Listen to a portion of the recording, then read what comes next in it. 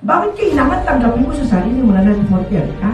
Kasi pag hindi mo tinanggap, hindi mo maaralin ang pagiging networker. Sino ba yung mga magagaling na manggagamot? Sila yung mga nakapagtapos ng pagdoktor. May specialization pa yan. Halimbawa, sa puso, sa baga, iba't iba. Bakit sila naging magaling? Kasi inaral nila.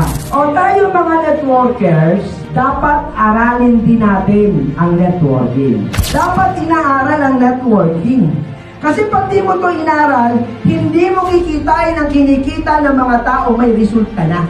Mananatili kang tagapanood, tagapalakpak, tagasigaw, pero di ka naman kumikita. Iba yung sumisigaw ka, pero may laman ang bulsa mo.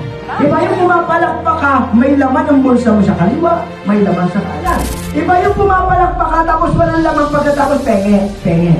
Guys, as a networker, kailangan mag-aral ka.